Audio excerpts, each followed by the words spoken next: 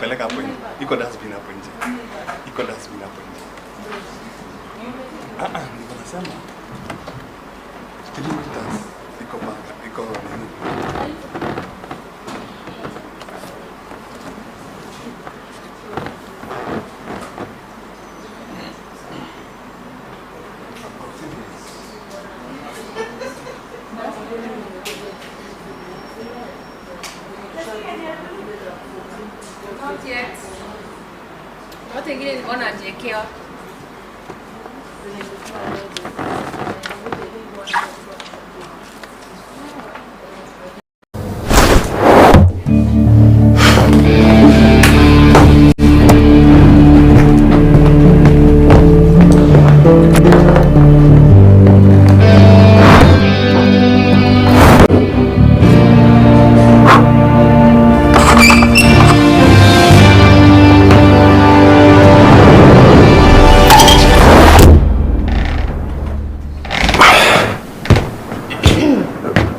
Lass mal lieber ins Kino gehen.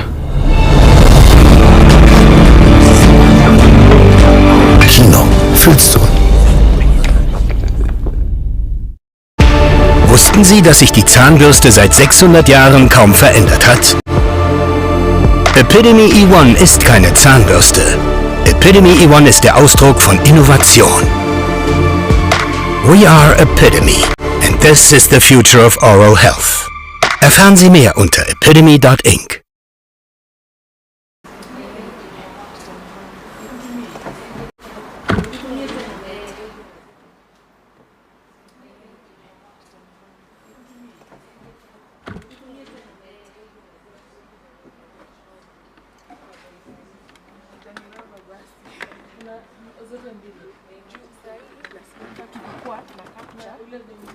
kumsaidia Huyo Fiona alisema kwa compile pamoja. Oh.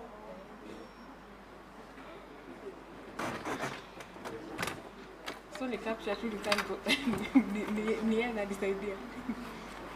Shit. Lunch ilikuwa wapi? Hapo nje. Chini. I tried to ask no one knew. Huh? What are you doing?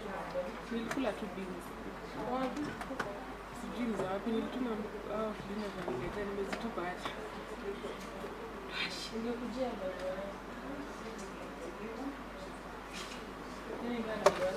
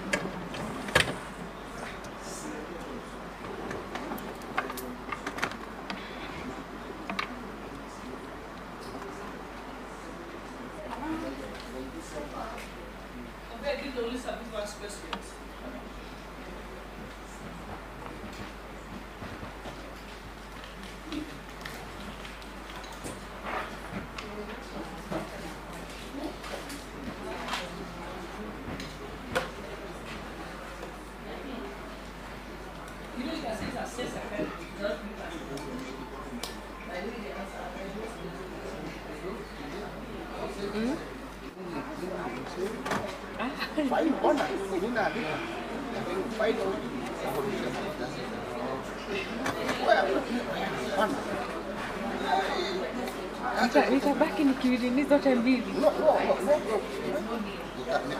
Actually, Mina,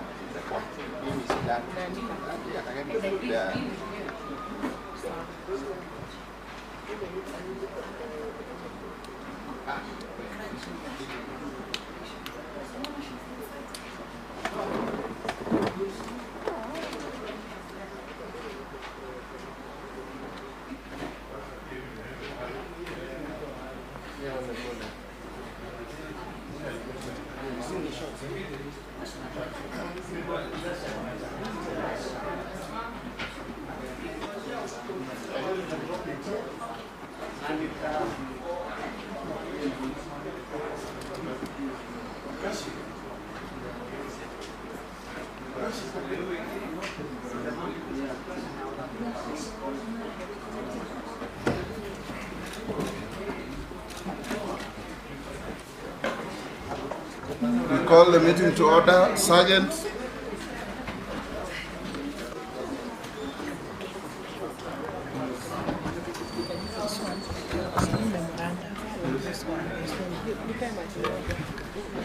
Who is coming? There's no one. Not even one.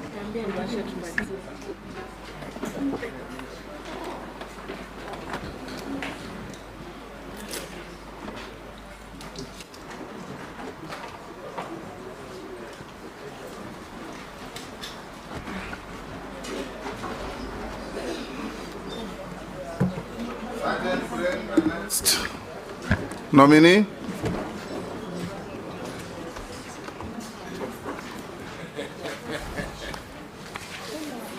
Members agree that some people can keep asking questions. Yes. Waheshimiwa, nao muulize maswali fupi fupi. There are some yes. No. Yes. My proposal, Yes. member should ask his question in 3 minutes, and the leader and the nominee should answer it in 3 minutes also. Even less. Even less, 2 minutes, let's say. Yeah? Yes, yes. Masters kuna hii niko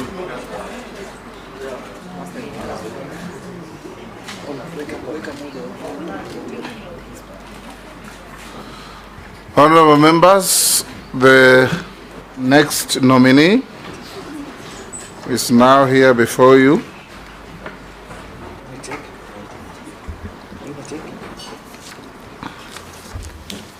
Your name is Dr. Julius Migosi Ogamba.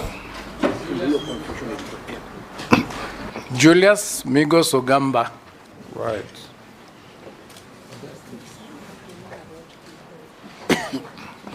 Welcome to this Committee of Parliament that is going to speak to you, interrogate you, to assess your suitability to hold the office to which His Excellency the President has nominated you. I'm the chairman of this committee, Speaker of the National Assembly. Sitting here on my right is the Deputy Speaker of the House, Honorable Gladys Boss. On my left is our Deputy Clerk, Sarah Kyoko. I'll invite members to introduce themselves, starting with Honorable Naisula. Naisula Lesuda, MP Samburu West. Thank you, Mheshimiwa. Rinat Mohammed, MP Suna East. Thank you, Mheshimiwa. Nelson Koech, MP Belgut. Thank you. David Kosing, MP Pokot South. Thank you. Gikaria David, Nakuru Town East. Thank you. Now on this side. Masem Mary, MP Teso South. Thank you. Abdul Rahim Daud, MP North Imenti, Meru County. Thank you, Mheshimiwa. I'm Ferdinand Kevin Wanyonyi, Member of Parliament, Kwanza, Trans Nzoia County. Thank you. George Gitonga Murugara, MP Tharaka, Tharaka Nithi. Owen Baya, MP Kilifi North. Thank you, Mheshimiwa. Robert Mbui, MP Kadhiani. Thank you. Stephen Mule, MP Matungulu. Thank you. Dido Raso, MP Saku. Santeni. Mishimboko, Likoni. Thank you. Rehab Mukami, Nyeri. Santi. Kaleba Misi Saboti. Thank you. Mr. Ogamba, once again, welcome. Thank you. This committee. You will be sworn. You are going to testify on oath. You can choose, depending on your faith, to swear on the Bible, on the Quran, or to affirm. Which one do you prefer? I'll use the Bible. Mr. You swear on the Speaker. Bible? Yes. Take the Bible in your right hand and recite the standard oath. I, Julius Migos Ogamba, do swear that the evidence I shall give before the committee on the matter under its consideration shall be the truth, the whole truth, and nothing but the truth. So help me God.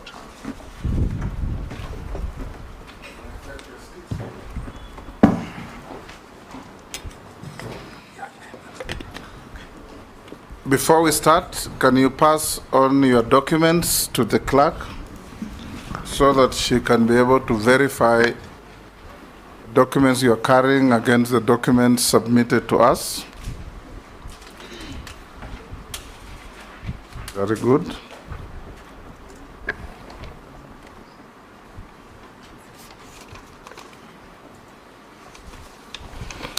For a start, we invite you to give us a self-introduction, briefly, your name, your educational background, your work experience, and your key competences that make you feel appropriate for the position for which you have been nominated.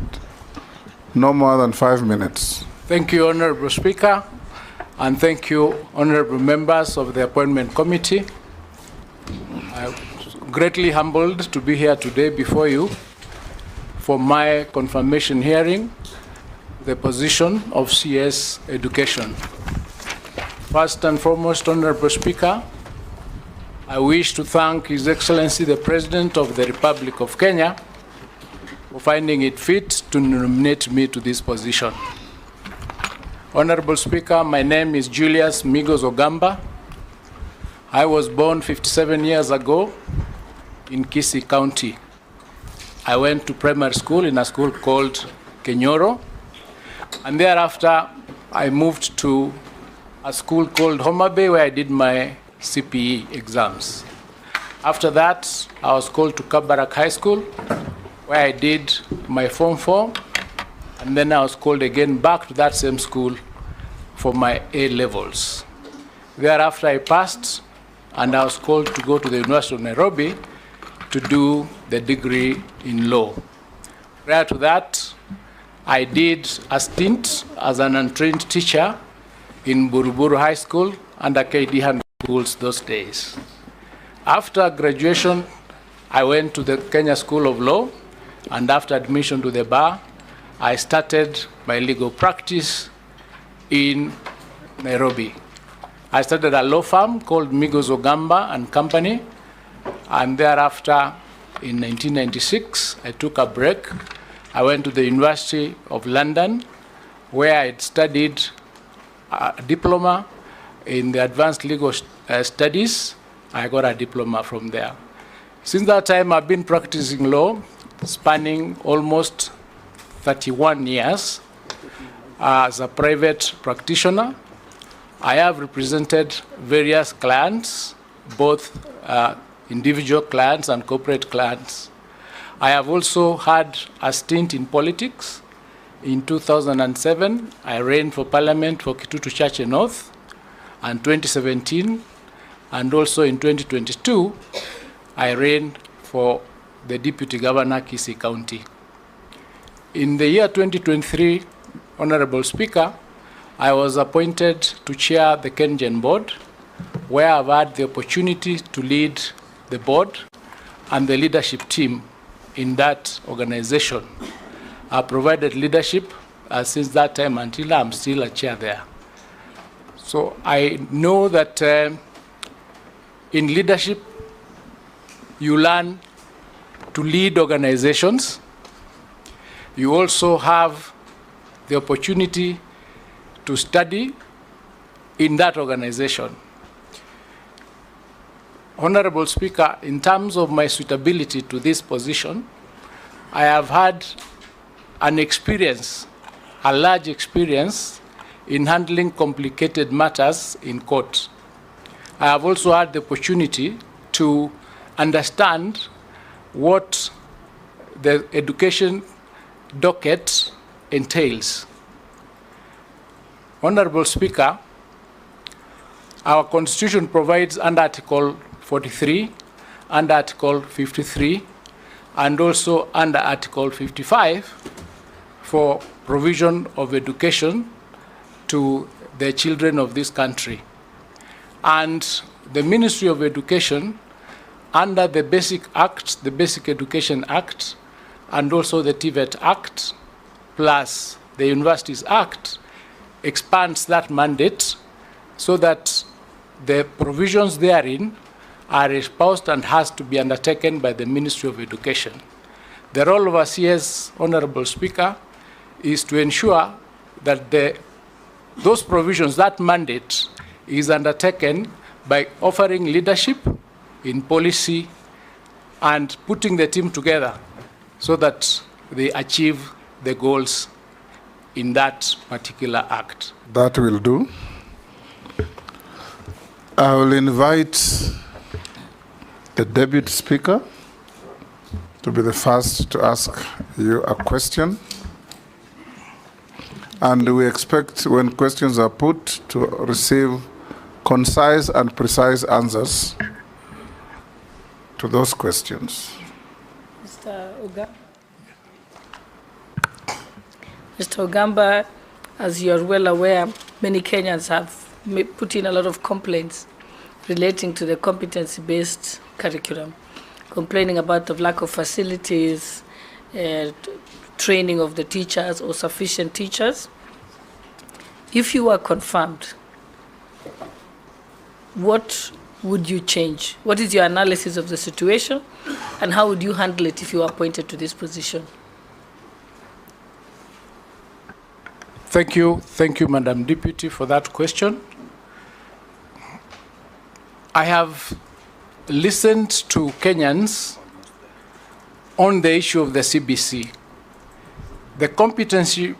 It's a competency-based curriculum that came about in order to replace the 844 system that was there before. The issues that I have identified as a challenge in the Act and as a challenge in the program are 3 in number. There is a problem of lack of teachers. There is also a problem of the engagement of the parents in that program. There's also the challenge of the infrastructure that is supposed to be available to ensure that the CBC is done properly. In my view, the CBC, the competency-based curriculum, is a good program that came to ensure that the children who are learning get the benefit from their talents. So therefore, what would be done is to ensure that the parents understand what it's required for them to be able to assist the children when they're undertaking this CBC.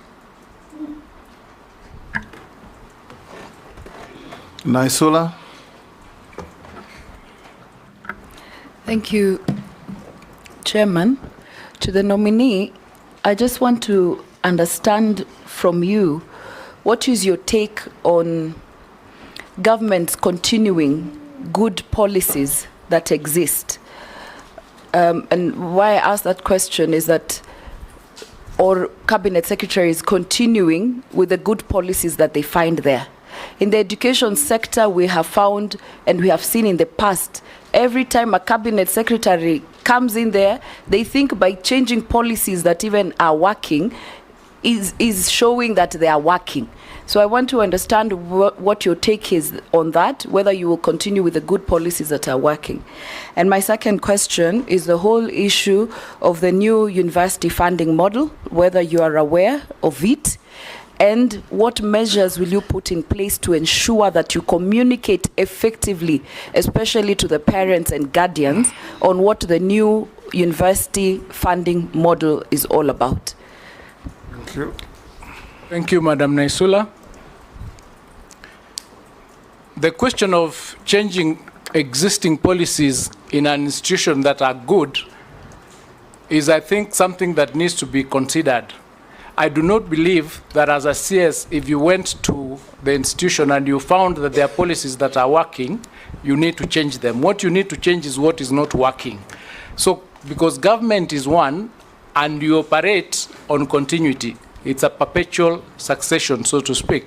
So if you find that a particular policy is working well, you do not need to change it. What you need to do is change that which is not working. On your second question on effective communication, it is true that there is a challenge with effective communication because some of the policies are complicated. So when they are not unbundled sufficiently for the public to understand them, it brings a bit of a challenge.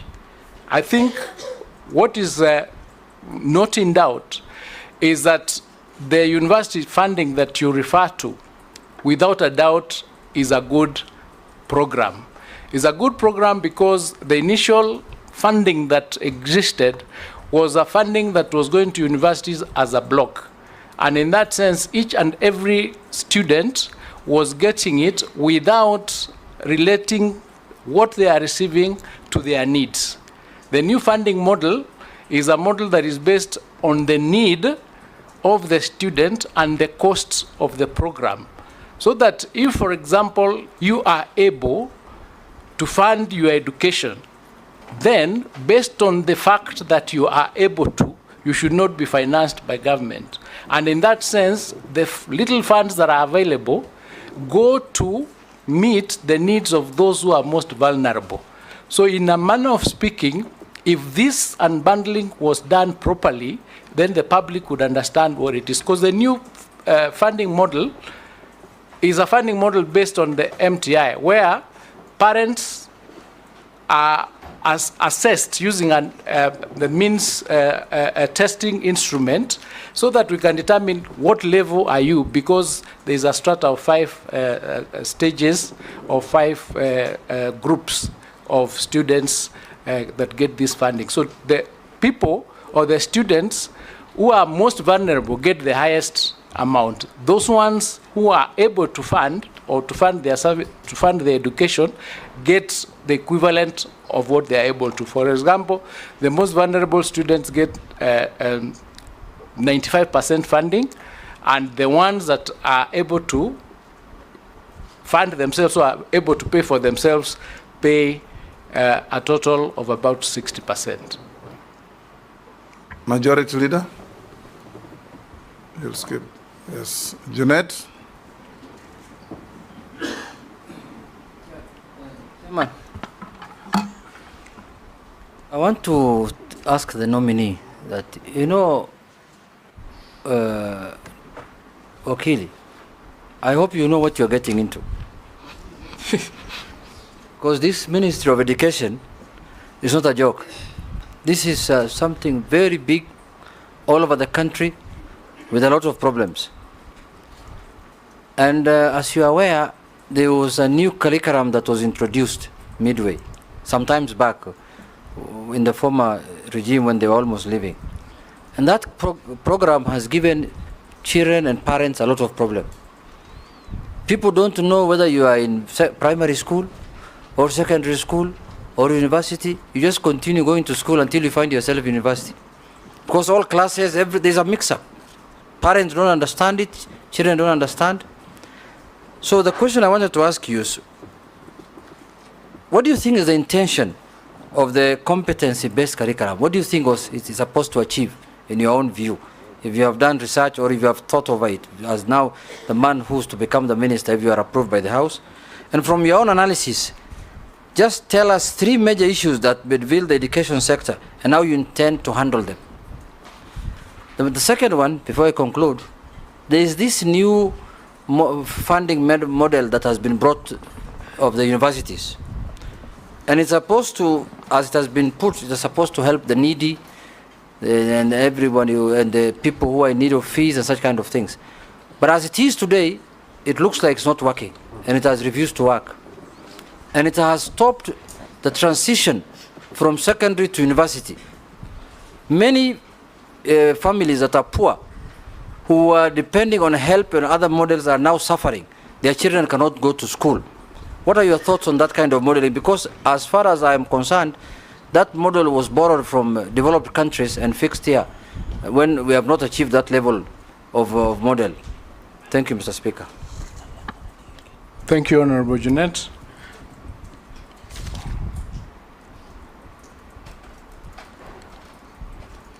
Now, the question that you ask on the 3 main problems that are bedeviling the education sector is a very important question. And in my view... First, I ask you whether you know what you're getting into. I'm coming into it. And that's why I've started with that one. Because when I thought about it, I realized that the main problem of the education sector is funding.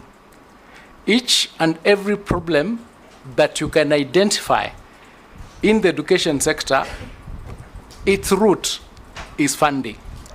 Funding in the sense that there is not sufficient money to cover all the programs and all the students in the country. So then, I asked myself, just like you've asked me, do I know what I'm getting into? Is this something that I need to do to get in there? And I said, somebody has to do this job. So, if you find that I'm suitable to take this position, my thoughts are the only way to solve the problem bedeviling the whole sector is to find a way of raising enough funds to ensure that the provisions of the Constitution with respect to education are covered. When I thought about it, I realized that there has not been a clear audit to find out, for instance, how many students do we have who need resources? How many funds do we have that cover these students? How many organizations are giving various assistance to these children?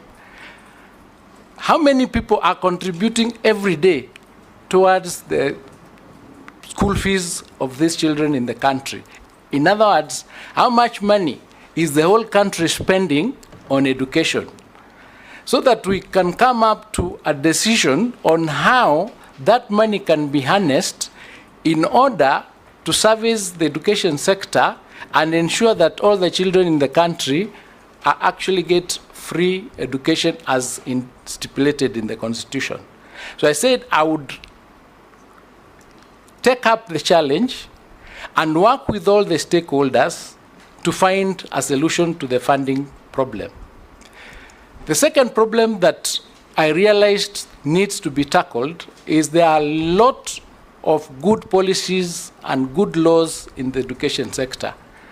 But I realized that perhaps we are not adhering to those particular policies. What do I mean?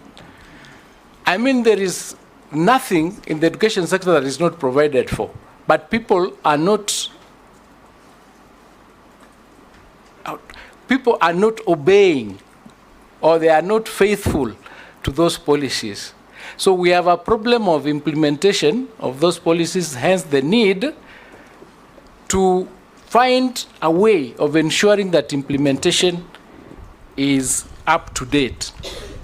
The question of the new curriculum-based, the competency-based curriculum that came about, it actually started in 2012. The 844 system, it came to replace the 844 system, which was basically exam-based. Exam-based in the sense that you have children doing exams. When they don't pass, the ones who pass go to university or to colleges. The ones who don't pass lose their way in the middle. So it became necessary to come up with a competency-based curriculum that recognizes the competencies and the talents of the other children who may not be as good as in the exams. That is why it is a program that will help, that carries every child along. So it is a good program, but it has not been understood fully by all the parties and all the stakeholders. So one of the things that needs to be done is to unbundle the various elements of that particular CBC and have that information passed on to the public so that they can understand. So there needs to be a lot of sensitization in that area because we are now in that program. Yes, Nelson, has he finished your questions? The new education funding model, I'd referred to it earlier. It started last year. It is only 1 year into operation. We are doing the second year now. It has some teething problems. And of course, one of the challenges that it has is the means testing instrument is not wide enough to capture everybody and to be able to identify everybody's level of income in order to know the children from those homes what level of funding should they get from the university. So it is working, and it's work in progress. Nelson, Posing. Thank you, Speaker. And my question, Speaker, this is the most interesting candidate before us on this committee. And this is the reason why I'm saying, Speaker, I've heard him very clearly. And for the whole of his life, now he's remaining with 3 years for him to attain retirement age. Only 3 years. He has never worked in public service at all. Anywhere, he's not worked in public service. He's not been motivated or what? And in getting the suitability speaker and following what Honorable Junet said. He's currently the chairman of Kenyans. Just the other day, Speaker. That's something, just the other day. In terms of suitability, Honorable Speaker, in accordance with Section 7, which I want the candidate to be able to explain to this committee and maybe to convince me, what motivation has he in public service now, 3 years to his retire, while he was not motivated for the rest of his life, when he was very, very useful. Remember, Honorable Speaker, I'm not saying that he's not useful any longer, but to attain retirement age is only 3 years. Was that a headhunting or was that a reward? I want Mr. Miko to explain to this committee and the people of Kenya. This is not a joke ministry, as Honorable Bujune said. I don't know what it's to call. And you are coming in during a time when there is complications on CBC, funding, teachers, and so on. And you have never worked in public service. So my question is, what motivates you now at your retirement age to work in public service, Honorable Migos, for us to approve you? What is it? Convince me. Let's take the next. Kikaria. Thank you, Chair. Maybe my question to the nominee is, basic education faces so many challenges, one of which is capitation and the addition of fee charged by schools. Secondly, there are those issues that arise because of the school feeding program. How do you plan to address these challenges to ensure timely disbursement of capitation funds and compliance with the Act provisions to eliminate additional fees, thereby ensuring accessible and inclusive education for all Kenyan children? Thank you, Chair. Thank you, Honorable Speaker. Let me start with Honorable Gikaria's question on the basic education issue of capitation. The problem of capitation, or the issue of capitation, is a problem that is of a national nature. It is an issue that arises from the fact that we do not have enough resources in the country. In fact, in the capitation model, the government was supposed to do 80% of capitation to the schools. But at no time has it ever been able to give that figure either on time or in total. So there is a challenge in the money coming to the schools for them to be able to undertake their programs on time.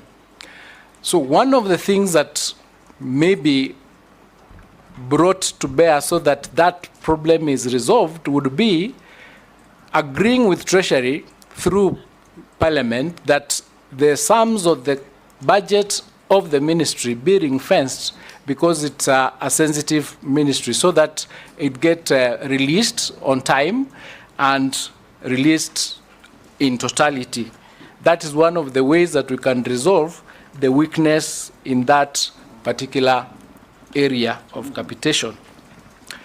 There are programs and there are policies in place that do not allow the teachers in schools to raise or to give extra fees or levies from the parents. But there are some principals or some teachers or some schools that flout this particular requirement or this particular regulation. So therefore, what we would do is to ensure that we have a strict implementation of those policies by ensuring that we have a watertight disciplinary mechanism for those who actually flout those particular regulations and policies. On the school feeding program, it is a program that was rolled out by government to cover the ASAL counties where there are difficulties of getting food, and also the informal settlements in some towns. And it is currently covering 26 counties. We have a coverage of about 2.6 million children. And it is a program that has to be continued because it helps the students to be retained in school, and it helps them to come, and continue being in school. So what needs to be done is to come up with programs and policies that allow intergovernment agencies, for example, Kenya Meat Commission or the Cereals Board, so that we can utilize the amounts of money we have to be able to reach more children. It's a program that the government wants to continue, and it's a program that if I was nominated, I would continue to pursue. On the question of retirement age, I am not yet on that. It's irrelevant. There's no age limit for a minister. There's no age limit. Mary? Thank you, Chairman. I want to pick up from where... What about Honorable Speaker? That question of age was building my question. And I was asking, what is his motivation in joining public service? Yeah, let me answer about motivation, but not age. Yes. But nobody There's asked no about... age limit provided in exactly, any law. Honorable Speaker, but I'm also aware. On being a minister. That is true, Honorable Speaker, and I don't know whether you got my... You say he has never worked in public service. So I was What is motivating him at this age to accept to be appointed? Exactly. Okay. Yes, thank you for that question. Let me just say that the job that I've been doing as an advocate and working in this country, I have also represented public institutions, so that it can't be argued that because I was in private practice, I have not had any motivation to work for the public. I've also done pro bono work for a lot of public institutions. As I indicated earlier, I've also doubled up in politics, running for parliament, and it's because I wanted to be or to work in the public sector and to assist a lot of the things that I see happening. So it's not true that I have no motivation to work in the public sector. And as I said, I'm currently the chairman of Kenyan. We have done a lot of public programs. We've been able to resolve a lot of the issues that were there pending, ensuring that for the last 1 year, our plants have been 95% available, meaning we've been able to produce electricity at that level without it going below 90%, meaning I've been actually doing some work for the public. Mary? Thank you, Chairman. My question to the nominee is on free and compulsory basic education. The Act provides clearly that every child, up to 11, should have free compulsory basic education. And Section 28(2) mandates the Cabinet Secretary, in consultation with the National Education Board, to ensure the establishment of all learning institutions, be the primary, the secondary, special needs, name them. But despite all these provisions, the Kenyan parent is still waiting to see this provision coming into fruition. I want to ask the nominee, what are you going to do? Because today, even the free JSS, today parents are being charged more money than even the Form 1s. All communication circulars from the ministry have been disregarded. What are you going to do? And we're receiving concerns from Kenyans telling us how we are splashing money at all levels by various institutions, NGCDF, county government, I don't know, there's presidential bursary. There are so many bursaries. What are your thoughts towards probably seeing how those funds are harnessed to ensure that we provide free compulsory basic education to Kenyans? Thank you. Thank you. Daud. Thank you, Mr. Speaker. Mr. Speaker, the nominee has talked about CBC. If he is confirmed, grade 9 is just round the corner. And he is aware, he has said the funds are not there, they are not adequate. So what would be his position when we get to January next year? Where will the grade 9s be? Will they be in senior secondary, or will they still be in junior secondary? where there are no classes, because there are no JSS teachers, there are no interns for that matter. Secondly, there is a problem of all schools which retain exam slips, which there have been many circulars from all the ministers who have been there that they should not be retained. What is your thought on that? And the last one is special needs schools. They have been ignored completely by the Ministry of Education. If you are confirmed, what are you going to do about the special needs schools? Deal with those two. Thank you. Thank you, Honorable Speaker. I'll start with the question on the parents being charged a lot of money by various institutions beyond what is indicated in the various circulars from the ministry.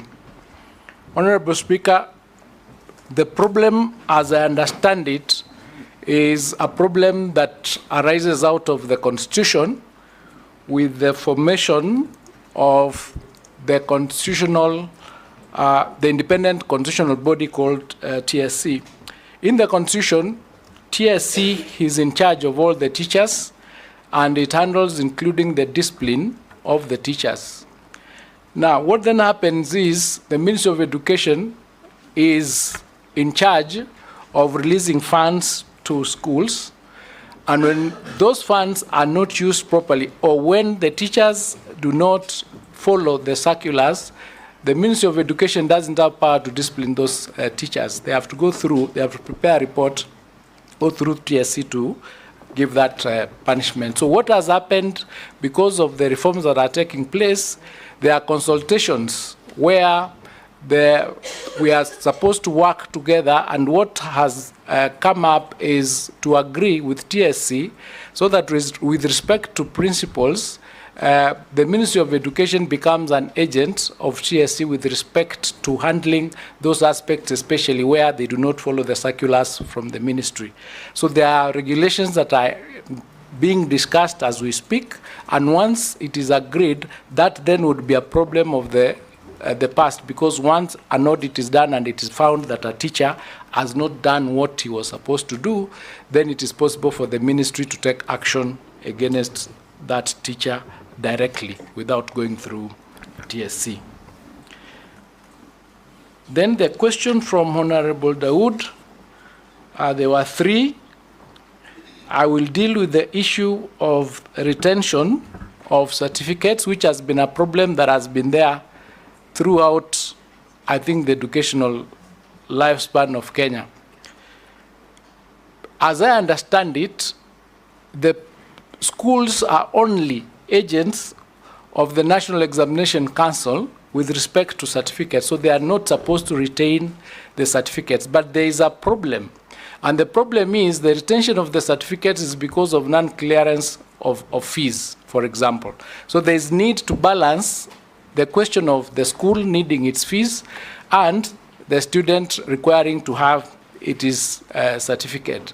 So it is something that if you found that I'm fit to take up this position, would have to look into it, find out how far those discussions are, because they've been going on, and then we pick it up from there. Because I believe if it is a question of schools having pending bills vis-a-vis the pending school fees that the children have not paid, maybe we can have an audit and know the exact amount and do one block application either to Treasury through Parliament so that this is paid off, and then the children can get their certificate. So there is a possibility that there is a way that can be resolved if we come together and discuss it and see how best that problem can be resolved, because we have to get a balance. The special needs schools, under the capitation model, they do get an amount that is slightly higher than the normal schools. There are also programs and policies that require that, for example, where they need facilities, their allocation is supposed to be slightly higher. But because of lack of resources, it has become difficult to meet all their requirements. What then would be the solution to it is to come up with other programs or other thoughts where maybe we will get partners to partner with them so that we can be able to handle the other extra requirements as an institution. But it is not something that I can here and now make a decision on what will be done, but I know that it is a problem that needs to be handled. Some of the children that have disabilities and other challenges are also in the normal schools, and they're integrated in those schools. But the programs or the provisions that require those schools to have the special, needs like ramps in those schools, some of them have not been done. But again, that's because of the lack of resources. So really, if we are able to get resources, then we'd be able to handle that.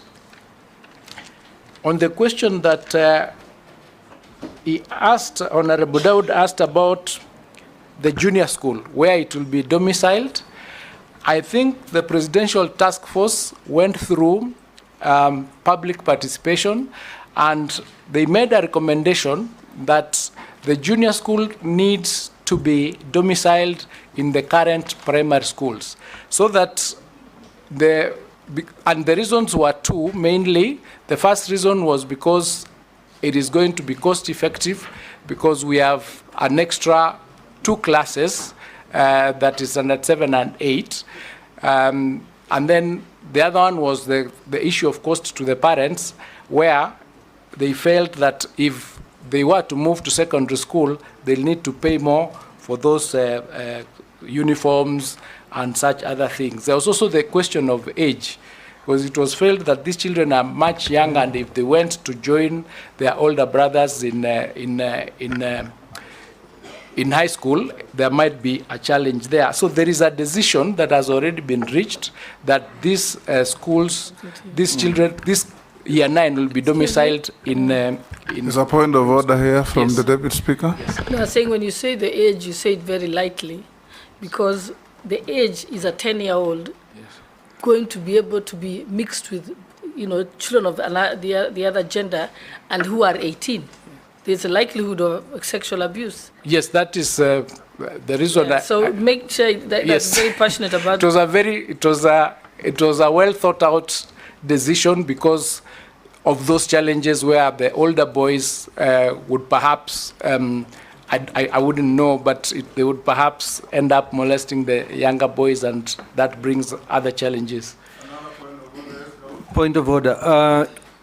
But Mr. Speaker, the ones who would be in grade 9 would be the same age the Form 1s were before.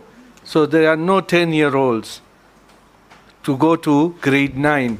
But what I am asking the nominee, grade 9, they do not have the classes in the junior secondary schools or the primary schools, where if you are confirmed, and it's only 3-4 months left, if you are confirmed, where are you going to take those grade 9s? And we do not even have labs in the primary schools or JSS. So where are you going to take them? It's only 3-4 months remaining. We need to think about it. Very quickly, while in the high schools, we will have empty 2 classes and a laboratory or 2 which are full there. So I don't know what we will use those classrooms for while we don't have them in the primary schools. Yeah, I was actually coming to that. Thank you for those interjections. When the decision was reached that grade 9 or the junior school will be domiciled in primary schools. Migos, yes. You are answering questions as if you are a minister in office, defending a position. You are a nominee minister. The questions being put to you is for you to tell this committee whether what they're asking you, the vetting members, whether what they're asking you is okay with you, or you will institute changes, and in your view, what you will do if you become the minister. Because you are now talking as if you are defending a position you already hold, which is not the case. Thank you for that guidance. My personal position is the decision to have the junior school domiciled in the primary school is the correct one. And it is a position that if you found it fit for me to become minister, I would enforce. And how would I do that? An audit has been done to determine that there are 16,000 classrooms that are required. So far, 3,500 are under construction and they're likely to be ready in the next 2 or 3 months.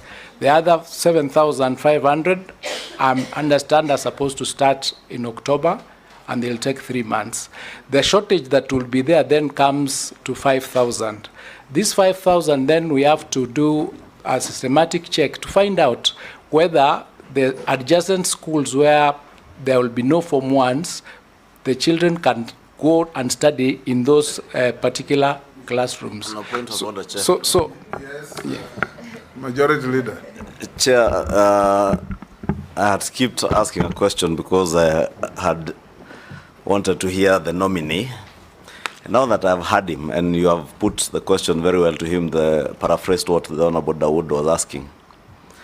And he's telling us that he is confident JSS grade 9 would sit well in primary schools, whereas many of us in this room, because we are dealing with these issues on a day-to-day basis.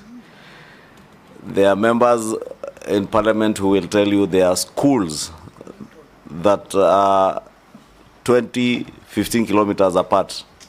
So if you tell us that you will have some kids taken to a school neighboring where they'll be hosted, then I can tell you it's going to be very impractical. And I think the direct question we wanted to hear from you, Mr. Migosi, was maybe just let me start from where Kenyans are asking, because they were asking, you are the running mate of the former cabinet secretary, Ezekiel Machogu. Kenyans have been asking, is this the right person for the job, or is he going to just be an appendage of the person he was running as deputy governor for? You are now telling us that you are confident what had been started before you even get to the ministry would work. And we have 8 classrooms, for instance, in a primary school. Secondary schools have at least 4 classrooms in a single stream school. If you take grade 9 to the primary school, you will need to construct a classroom and leave a classroom empty in the secondary school. You will have no laboratories in the secondary schools, in the primary schools, whereas you have them in the secondary schools. You are telling us you need 16,000 classrooms. You said here that one of the challenges, or rather any problem that you have identified in the ministry from the briefing probably you have gotten from the PSS and other ministry officials, relates to funding. So if you have 16,000 classrooms shortage, on average a classroom will take 800,000 to 1 million shillings if done by CDF. If done by the ministry, on average it takes about 2 million shillings. So are you telling us you will, within the next 5-6 months before January, to be able to accommodate grade 9 in primary schools, be in a position to raise, is that almost 32 billion shillings for building of classrooms? And my direct question is, do you have the courage to change that which is not working in the Ministry of Education? Thank you, Honorable Chunga, for that. What I'm saying... You said what I told you less politely. Yes. Now, go on. What I'm saying, Mr. Speaker, is if we have a problem, we got to get a solution for it. Right. There is no question that Year 9s will not be in class in January. The question is, one way or which class? In primary section or in secondary section? Yes. So my position was a philosophical position that domiciling it in primary school made sense. But if we find... Now move from philosophical to practical. Now, if we find... Yes, if we find that that philosophical position is not practical while you are in position with the facts and factors that will be provided at that point, then we got to make a decision because the children must learn.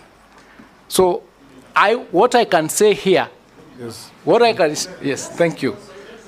Yes. What I can say here is that I'm ready to take the decision that is in the best interest of the children. The children of Kenya. Yes. And you have the courage to do so. And have the courage to do so. Yes. Okay. Yes. Mr. Speaker. Ferdinand. And you can only, Mr. Speaker. Okay, we'll go to the next. Let me come in. Yes. You can only give that decision if he becomes the minister, he said. Yes. Let me come in now. Appointee. Switch off your mic. Yeah. So I just want to ask you a very specific question, which I've also I'm going through at my constituency and I hope elsewhere as well. This is on the learner with disability. Learners with disability in this country are facing a lot of problems. I see some of them and I said, what the hell is this? To access education has been a problem. Just because we don't have enough schools that can take care of that. Of course, there's special need to have the teachers who are specialized in that. I want you to tell me what would you do, because to be able to deal with these disadvantaged children in our society. How would you, if you became a Minister of Education? Because that has not been addressed for quite some time now. Rugara. Thank you, Mr. Speaker. I have two questions to the nominee. The first one is, we've just come out of a strike by the intern teachers demanding confirmation, and in as much as that was directed at TSC, policy on education is by the ministry, and TSC just takes care of the human resource element of the teachers. There is also a threat, as we speak, of yet another strike, which means if it is not addressed properly, then our children's learning may be interfered with. My question to you is, how do you intend to relate with the TSC, which, according to the teachers, is accused of high-handedness and mistreating them? And the example they give is the recent sacking of 742 interns who claim to have been unfairly and procedurally dismissed just because they exercised their constitutional right to go on strike. So how would you, as the policy maker, relate with the TSC? Number two, as regards the classes, because that is the biggest infrastructure for schools, there are areas that are highly disadvantaged. Would you espouse a policy of affirmative action in respect of areas where these classes and classrooms are highly required?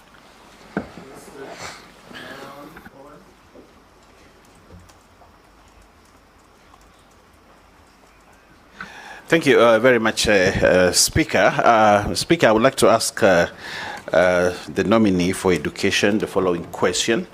The Minister of Education disburses school capitation, where each child is supposed to get 1,420 for primary and around 15,000 for per annum for junior secondary school.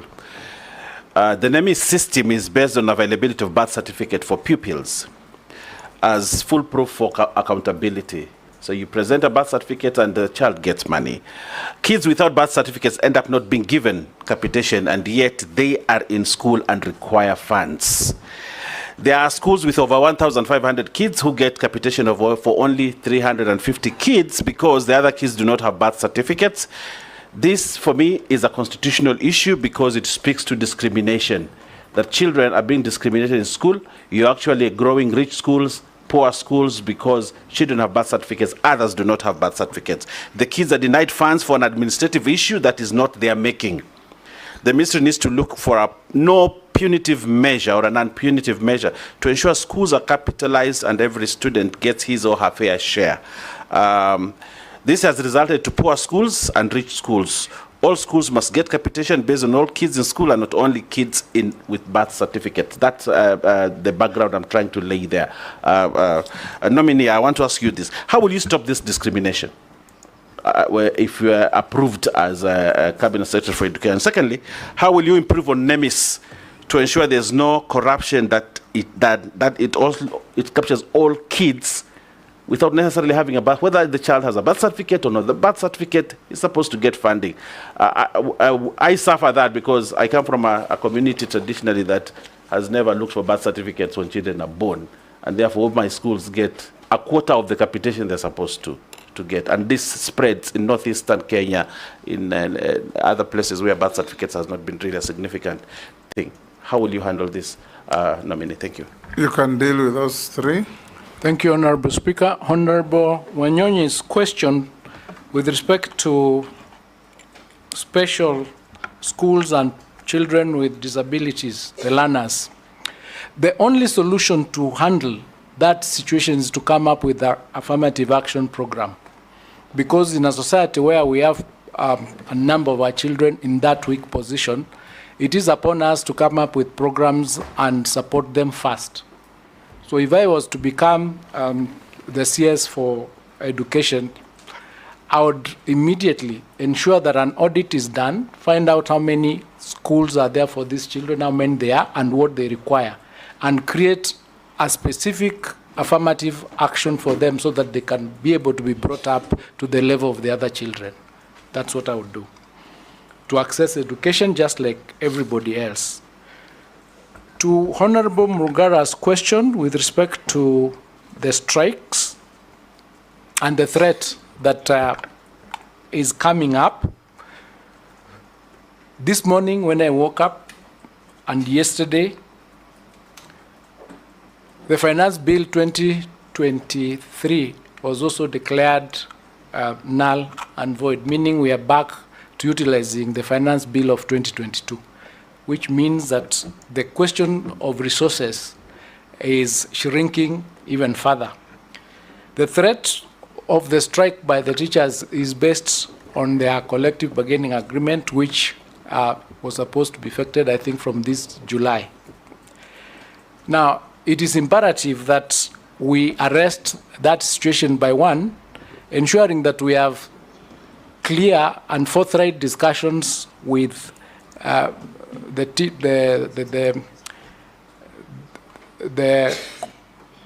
unions, so that we are able to come up with a solution, because they also live in this country. And why am I saying that?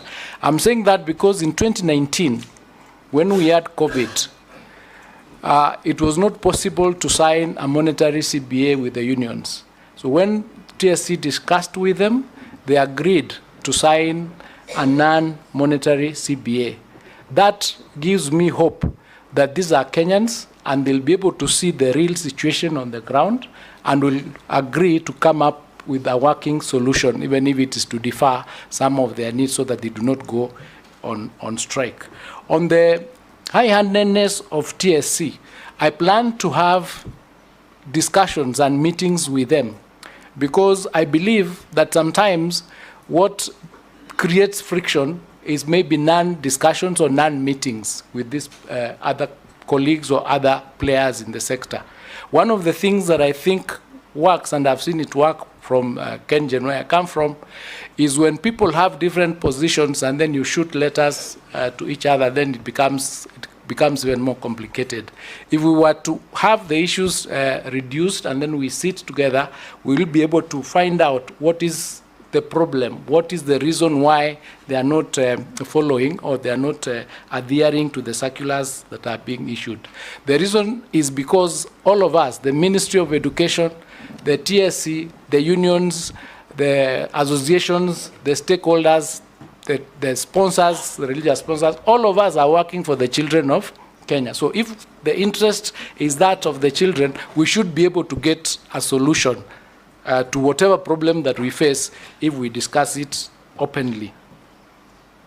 With respect to disadvantaged areas where we need to ensure that the children have their particular classes, it is a problem that needs to be solved. And one of the ways this can be done is by partnering with other organizations. For instance, you would work with organizations to build affordable classes from which then we could lease and pay them in installments. So we could look at the situation the way it is and come up with affirmative action to ensure that those classes are there, because those children will be disadvantaged if we don't organize for them to have the classes to be able to study. Honorable Owen, the question on the children not being captured in NEMIS. It is true. The NEMIS tool is based on the birth certificates. And where there is no birth certificate, the children are not captured. If they are not captured, then they don't get the capitation. So it is straight away a discrimination on those children, because the Constitution under Article 53 does not say the children that are supposed to be funded have to have a birth certificate. It just says the children of Kenya must get their education. So what has happened after that, I think problem was raised with the ministry. A group or a team was formed, and they have undertaken a physical census, a 50-day physical census of the children in the country, and that exercise is ending tomorrow. Once that is done, those children will be fed into the system. In the meantime, the NEMIS is not comprehensive enough. So there's a proposal to come up with a larger ICT program, which we are calling KEMIS, the Kenya Education National Management Information System, whereby it will capture not only the children from birth or from entering school, but it will capture everything else. There'll be what do you call them? You call them modules inside there that capture everything relating to the student, so that you are given a number when you enter school, and you stay with this number until you get employed. So that if you go to a particular school, it will show you've gone to this school. If you graduate, it will show you graduated with this degree. So until the time you get employed, then you can change the numbers at that point. This also helps us resolve the issue of certificates, or fake certificates as are known in this country. So that problem is being addressed, and it's a genuine problem, and I believe it is something that if I became CS, I would follow personally to ensure it is done. Yes, as Honorable Mbui comes on, Nominee, would you consider on dealing with Owen Byers' issue, would it not be prudent for you to engage the registrar of births and deaths to go around schools and issue certificates, birth certificates to children, especially in disadvantaged areas? That is correct, Mr. Speaker, because once this exercise ends tomorrow and we have the report showing which schools or which students do not have birth certificates, then we can engage them to go and issue those birth certificates. It's a possibility. Robert Mbui. Yeah, thank you, Mr. Speaker. Dr. Migos, you know, the issue of capitation is normally very low based on the amounts that are given and constantly delayed. How do you feel that you deal with this issue? Then there's also the reference all the time to free primary education, free secondary education, yet we are aware that parents have to pay for teachers that are paid for by parents under BOM. And also we have constant, every time we have exams, the parents have to pay for them. Co-curricular activities, parents have to pay for them. So the uniforms, parents have to pay. So will you consider dropping this misleading term of free education from Kenyan education sector, or will you make it really free? And finally, the Basic Education Act is very clear that no child should be sent away from school for whatever reason. But this is constantly happening, because if you go to all our rural areas, you find children walking back home during the day for, small amounts of money, 10, 20, 30, 40, 50 shillings, 100 shillings. What will you do to deal with this menace? Thank you, Speaker. Mine is nominee. How will you propose to enhance teachers' training, teachers' evaluation and monitoring, teachers' accountability and professional development to enhance quality education in Kenya? Thank you very much, Honorable Chairman. Dr. Julius, your predecessor was actually a district officer, he was a district commissioner. So he has a fairly feel of the different parts of this country, including the most rural and marginalized areas. I don't want to repeat what Honorable Kosing said. You haven't worked in public service, and you haven't worked in education, other than getting educated. My serious concern, really very serious concern, is there are too many moving things in education. And the first thing which I want to take up with you is NACONEC. The idea of coming up with NACONEC from the beginning is to allow access to education for the nomadic children, the pastoralists, the most marginalized people in this country. But within very few years, NACONEC has been turned into some sort of paltry for all disadvantaged enclaves in Kenya, including Nairobi, Mombasa, Kisumu, and all that.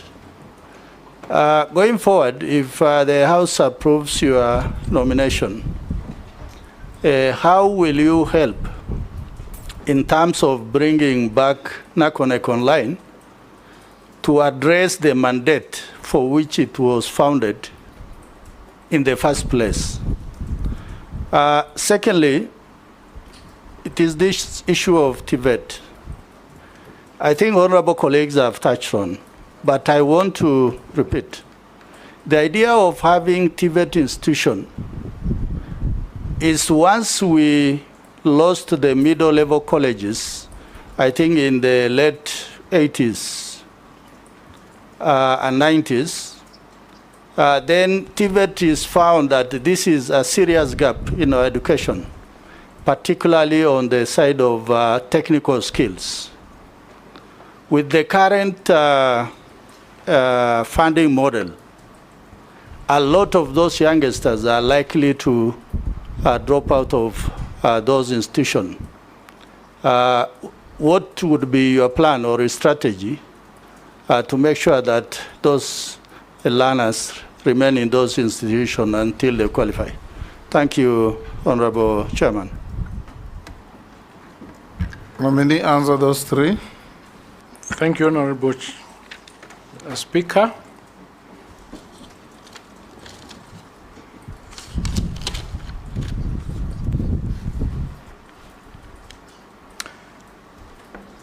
I'll start with the Honorable Mbui's question on the low capitation. The low capitation is an issue that is tied to the low funding in the government. As I said earlier, the government was supposed to be funding 80%, but the capitation that has been going to schools is far much less than that 80%, and that's the problem of not having enough funds coming from Treasury. And of course, there's a bigger problem in that the economy is not able to meet those obligations.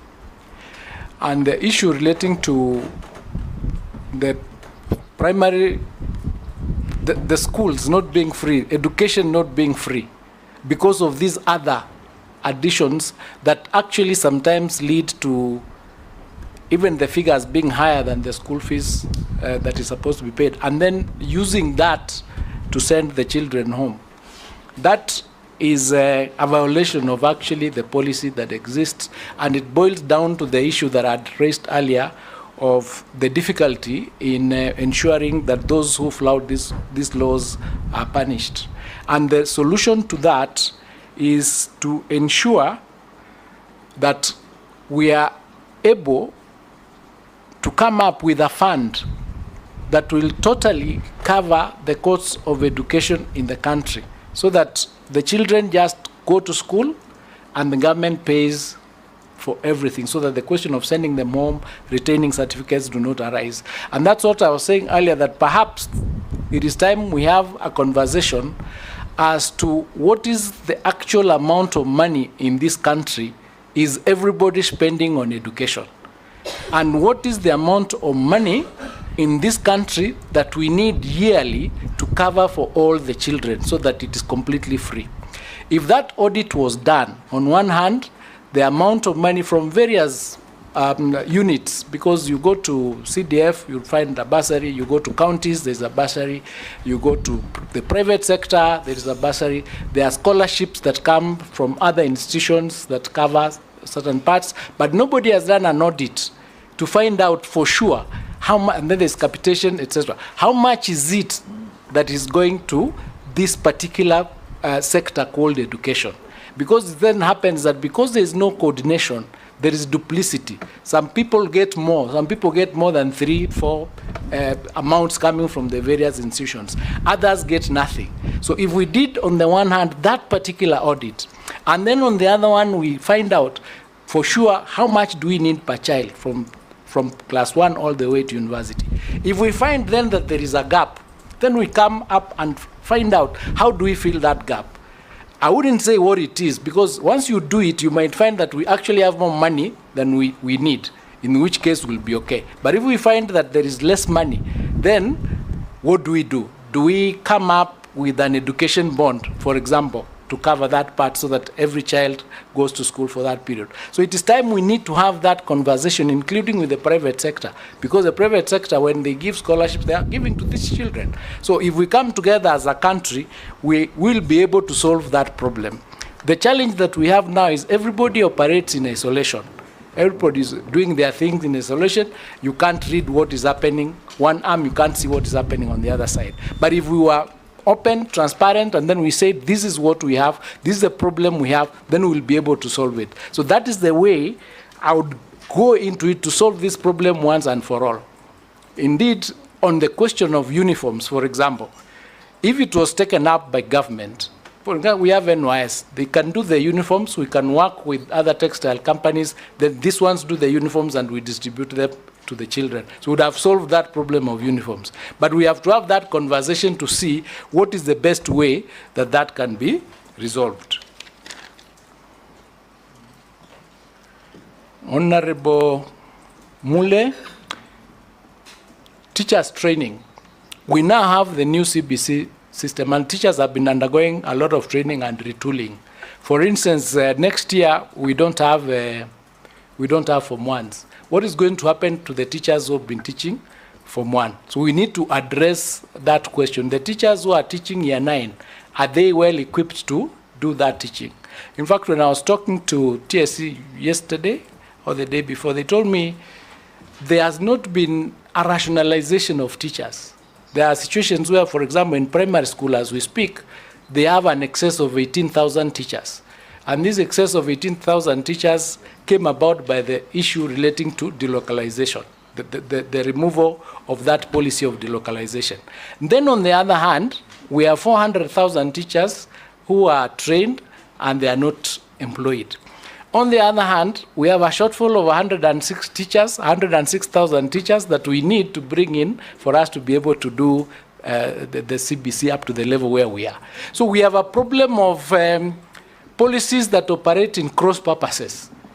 So there is room for us to sit down and rationalize and say, are these the type of teachers we need for this course? If I can go further, I was talking to the university team, and they said in this year, 173 students have applied to go to the university. 53,000 of those are teachers. They are going for education. So we already have 400,000. We have 53,000 applying to come in. We then have universities that are not able to meet their obligations, but they are offering these courses. Are they offering the right courses? So it is a question of us sitting down and looking at the whole sector to try and understand what is really ailing us vis-a-vis what we are offering. Because you cannot be offering courses where you have 400,000 people already out, you are bringing in 53,000 just because we employed 58,000 the other day. So everybody thinks when I come out, I'm going to get a job. In 4 years, we'll be having 600,000 teachers or 700,000 teachers. But on the other hand, we have 18,000 that are not told properly to deal with the system that we have. And all this comes to us, and that duplicity works backwards to raising the cost of education in this country. So what we need to do is frank, be forthright, and say, let us look at this problem in its entirety and look at it so that we can get a solution. And if every day when you wake up making a decision in the education sector under Article 129, and you say you are doing this for the benefit of the children, you will make the right decision. You would make the right decision and this problem would be resolved. Going to Russell's question on not having worked in the public sector, I'm very passionate about the public sector. As I sit here, I have educated over 600 children. They've gone to various universities and various schools. I come from a humble background. I have seen what education can do. And I know when you disadvantage a child, you've taken away their life. Because without education is the only thing that can help children in this country move to where they are supposed to be. So we must, as we wake up, if you are in the sector, ask yourself, this decision I'm making, is it for the benefit and the interest of the child? If you find that the answer is no, and you're in the public sector, then you're in the wrong place. You must answer that question correctly. So in terms of NACONEC, it is true, it was a program that was supposed to deal with the ASAL areas. But the disadvantage in, for example, Northeastern, is not different from the disadvantage from a child who lives in the slums in Mathare. They are both Kenyan children. So if we are able to get enough resources to cover for the children in Northeastern, we should be doing it for those other informal sectors. The question should be, how do we raise the funds so that we move from covering 2.6 million children to 10 million children? Because they are all children of this country. So what we need to be working on is not reducing what NACONEC is doing, but expanding it. Is not reducing what the school feeding program is doing, but expanding it. Because with that expansion, you know, somebody who is hungry in Northeastern is the same hunger that somebody suffers in another place. So we just need to accept that we are all Kenyans and we need to resolve the problems that we have in the best way possible. So if I was to become nominee, I would expand NACONEC. I would not reduce it. I would look for resources to ensure that in Northeastern, even the children who are following their parents, create caravan schools so that they go together with their parents and they are being followed to study. So that, I mean, it is not rocket science. Those children are our children who are in this country. Yeah. And we cannot have a country where you do not enjoy the benefits of the country. Shuria.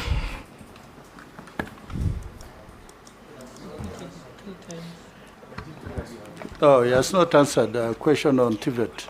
On TVET. TVET. Yes. Yes, thank you. Thank you for reminding me. Concise and precise. The TVET is a very important program. The TVETs are being constructed in all the 290 constituencies. We have done, or they have done 252. I think there are 52 remaining. And what I would do for TVET is create the TVET colleges in the country and isolate a few to become centers of excellence. Because what is happening is, like, we are in Kenya and we have countries like Sudan, Congo, and they are not as advanced in the TVET using the technical studies as we are. So that we can have students coming from other countries to study in our colleges here in order to raise the funds. With respect to the dropout is because of the funding. So as a government or as a country, we need to start thinking what other revenue, self-revenue collection, raising revenue methods can we come up with so that we can be able to sustain ourselves. And that is part of it. The other thing that needs to be done is we have major projects that take place in the country.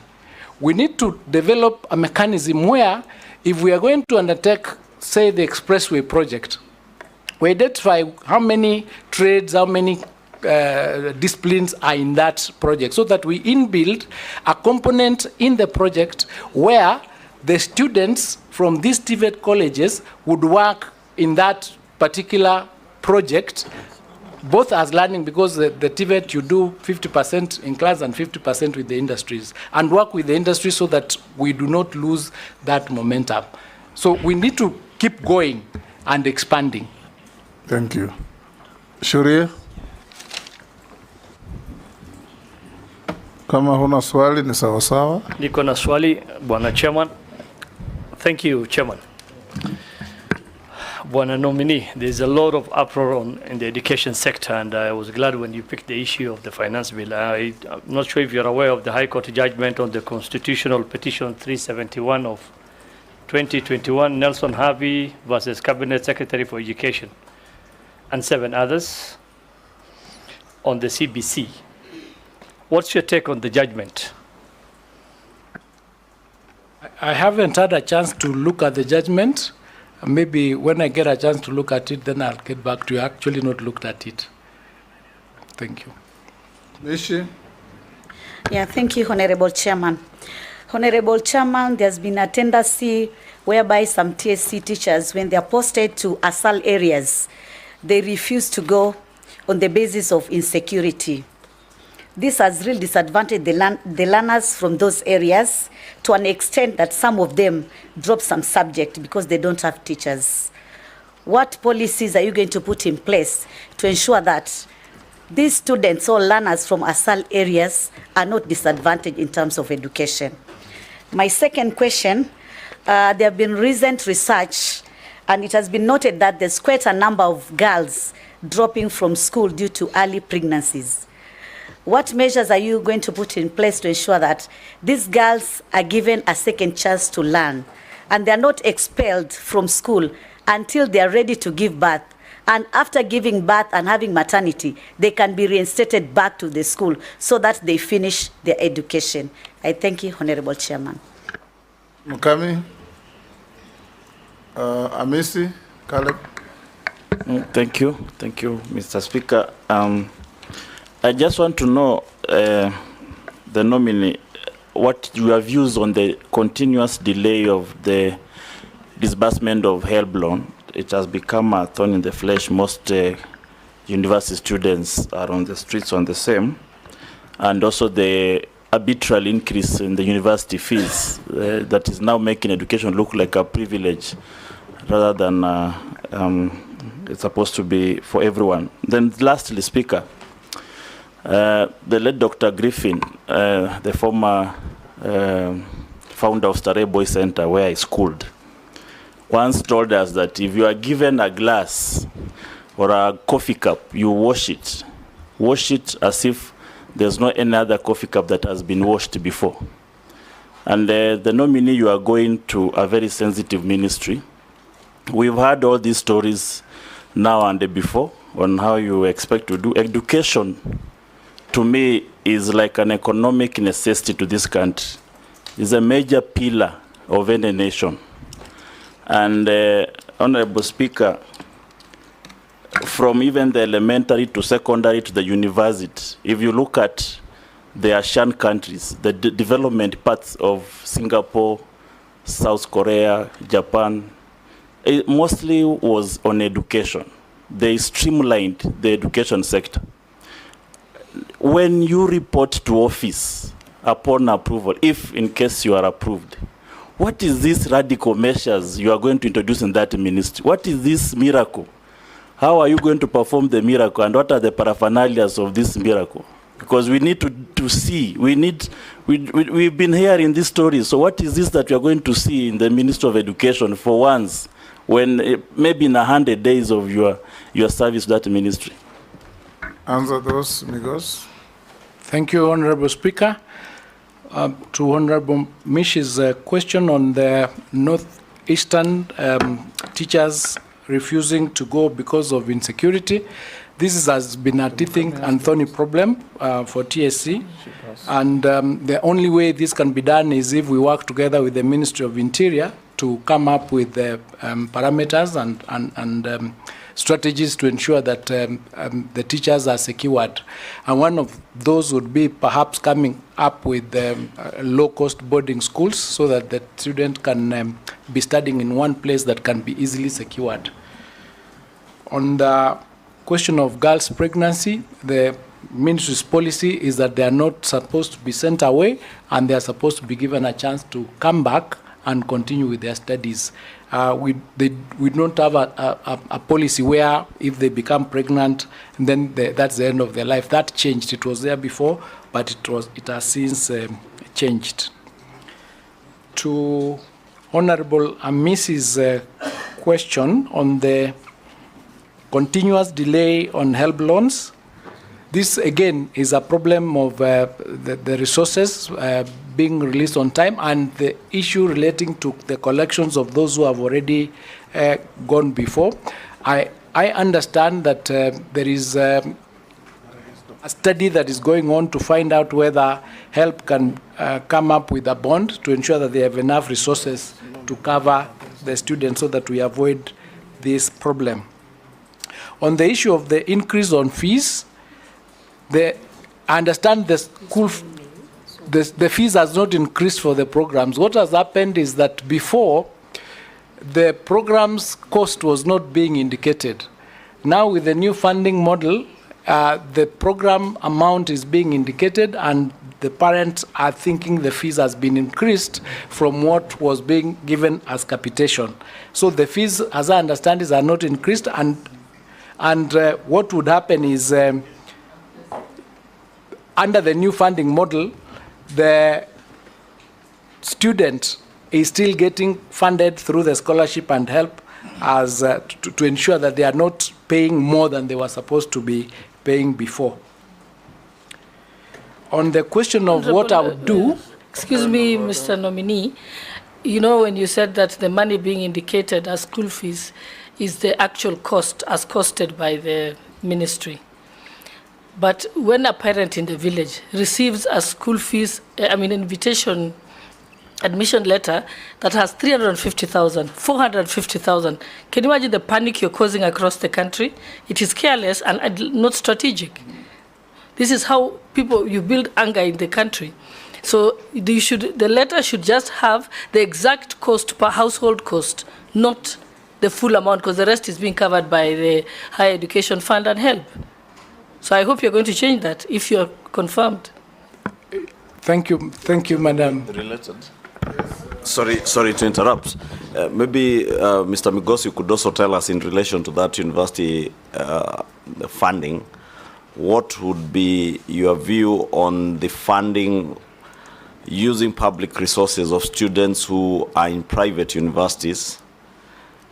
Well, across the country, we have universities and campuses that are almost closing down because they don't have students being sent to them by COUPS, or the Kenya Colleges and Universities Placement Services. Speaker, allow me briefly. On the same issue on the university funding model, the students, you'll have to have a criteria on determining who's the most vulnerable or poor. And what we have seen is that you have a category of children of single parents and a category of children who are orphans. And you give different, what measures will be put in place to ensure that you actually get the most vulnerable in the community and not disadvantage them in the new university funding model? Yes. Thank you, Honorable Speaker.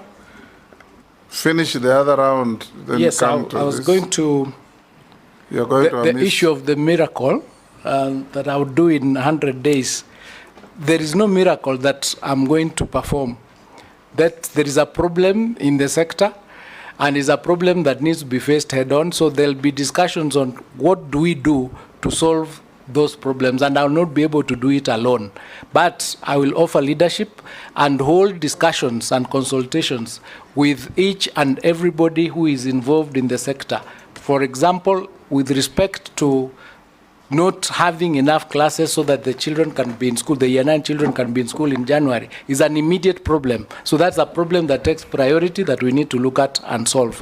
So I can't sit here and say I have a miracle solution to all the problems that are there, but what I can do is say I'm ready and willing and able to offer leadership to get the kind of solutions that are required in the sector.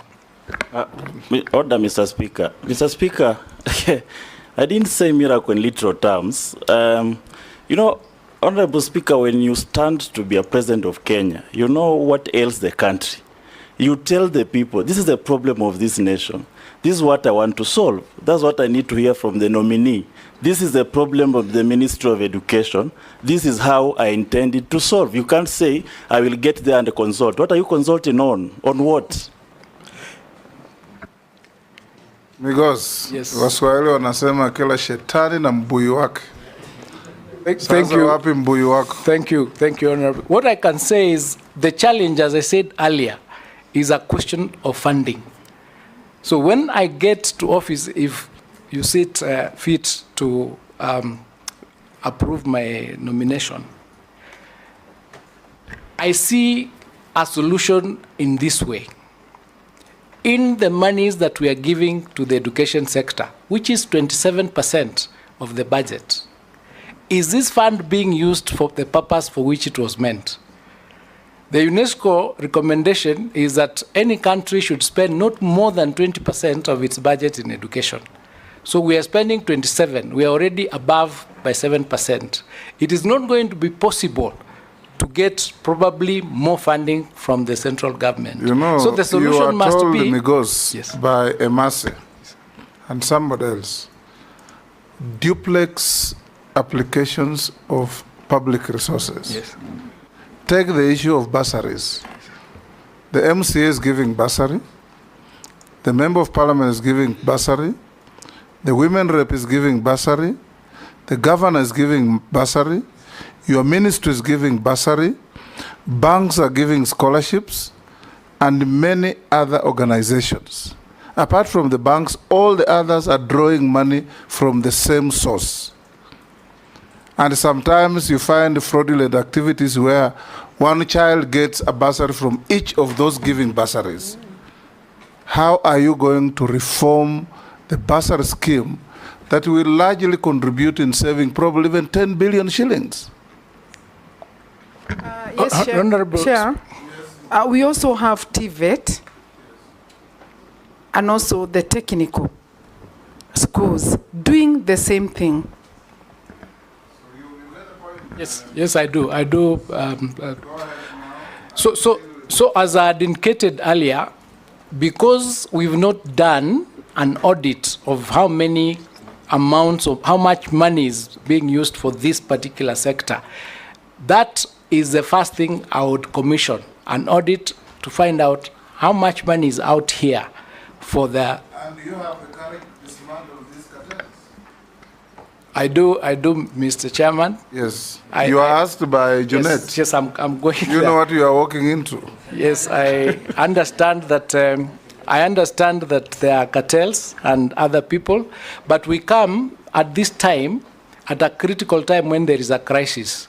Using this crisis, it is very possible to dismantle the cartels because with the support, the political support, the parliamentary support, and the support from the public, if we say today that we know you've been doing the wrong thing, we will report you. Somebody would think twice before they continue with what they are doing. So I would use this crisis to dismantle the cartels that exist there. But on the issue of private universities that Mheshimiwa Ichung'wa asked, what the students who are going to private universities are getting is the loan facet, not the scholarship. So, and this is born out of the contention that the parents have chosen to take their children to private universities. They should be able to fund that. So they are getting the loan portion of the funding, not the scholarship portion. That is under the new funding model. Yes, that is under the new funding model. There are students who are ongoing under the old DUC system. Yes, the ongoing students under the DUC system are still getting the capitation. And speaking as an advocate, I think once you give somebody a right, if you start taking it in the middle, it becomes a bit bad. So I'm thinking that maybe...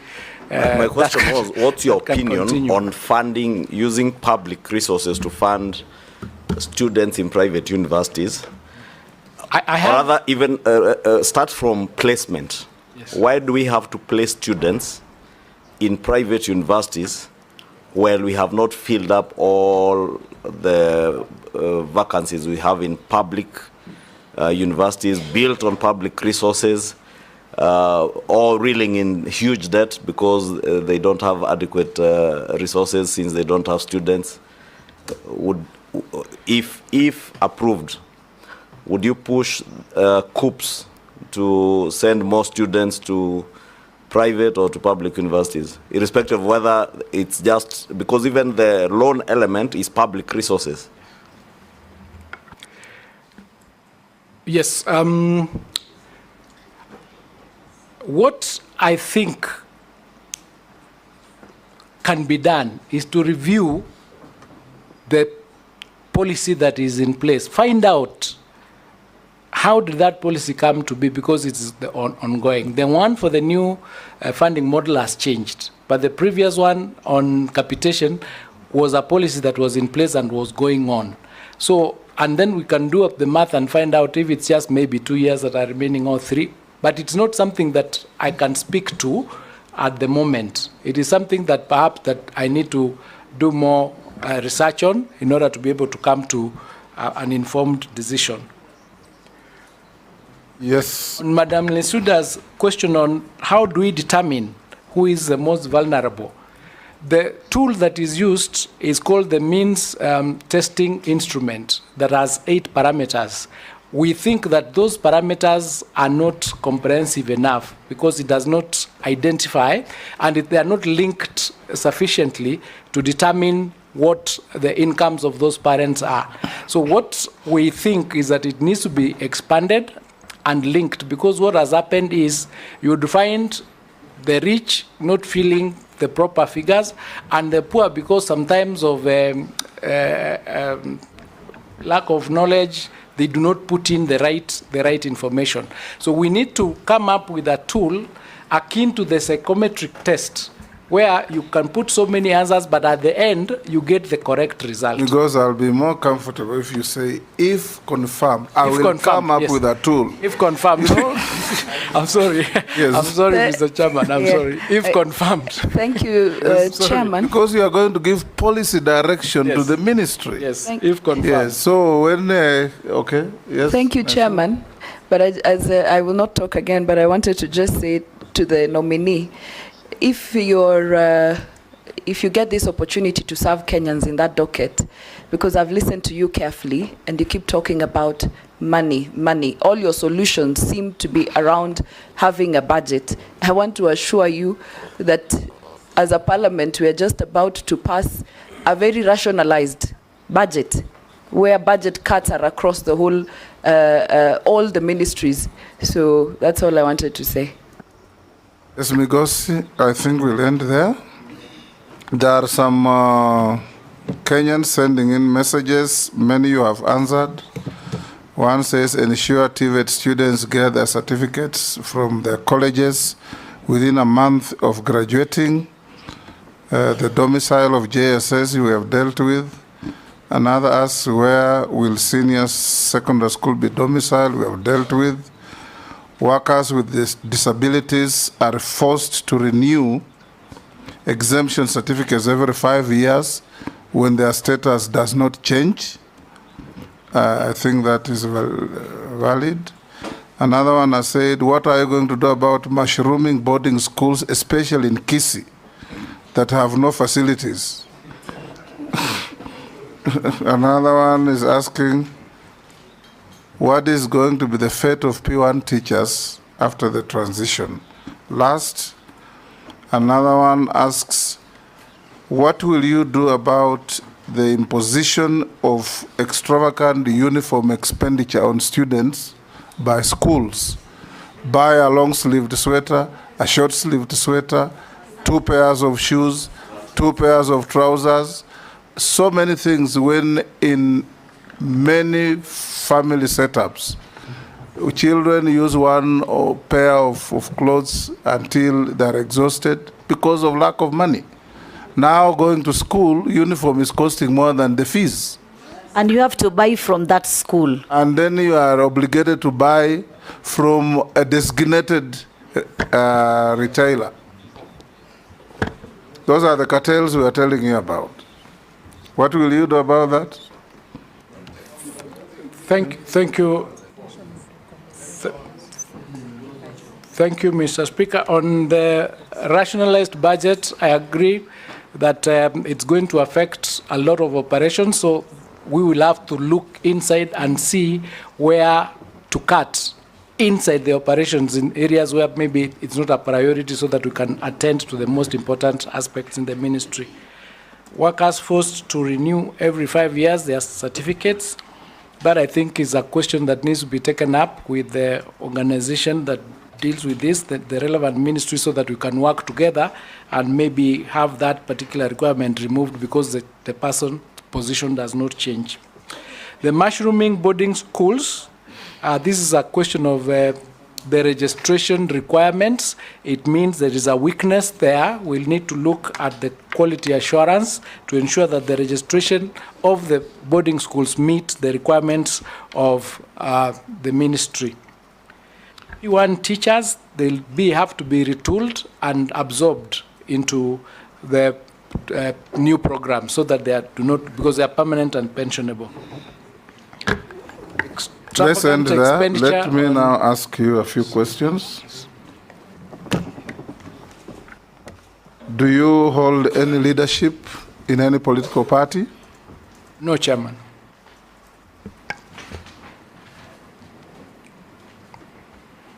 Have you ever been adversely mentioned in any integrity-related report? No, Chairman.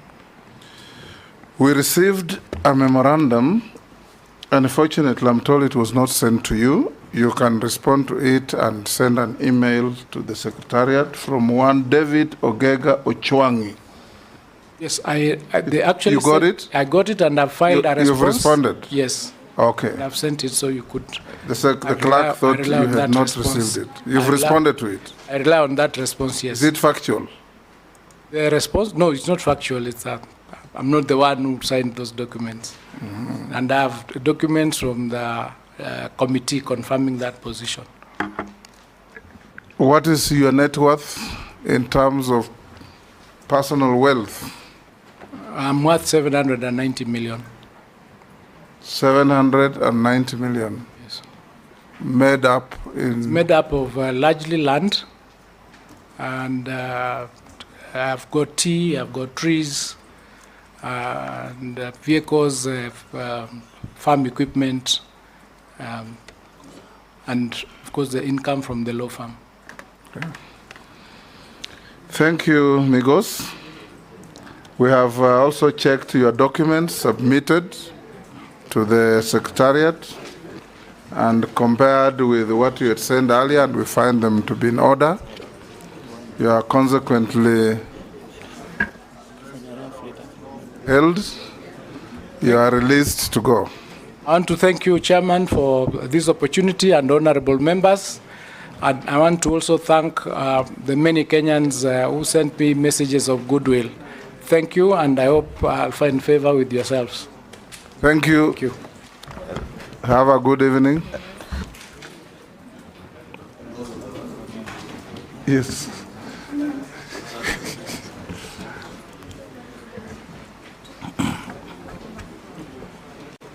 Peter Trop.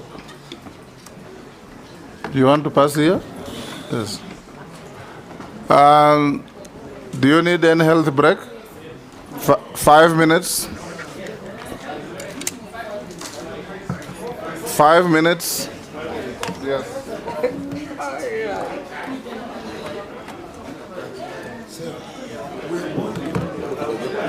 Leno, ukimaliza utazalia.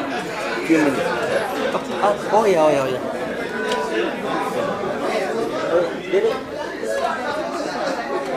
Ile koda inazima.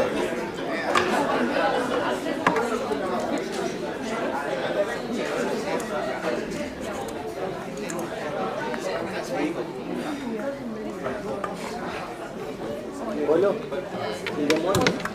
Nilitoa huko kutumia. Ukaangalia ngazama hii kama hivi. Sio tatu. Nakumbuka nilikuwa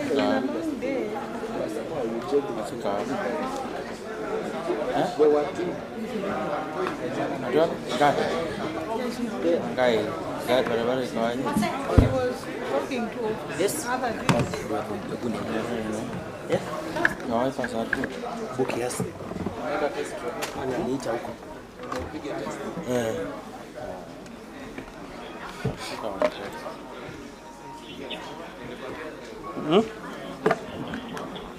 Niko break ya 5 minutes alafu nipige nominee wa mwisho.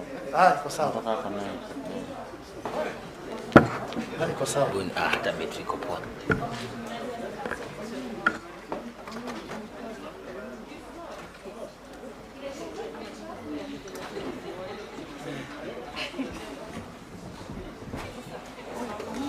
Fungua joto.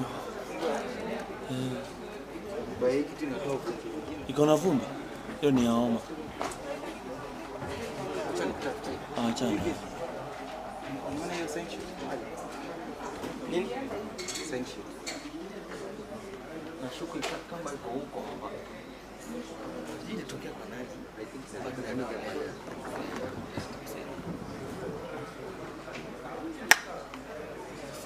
si utafanya hata una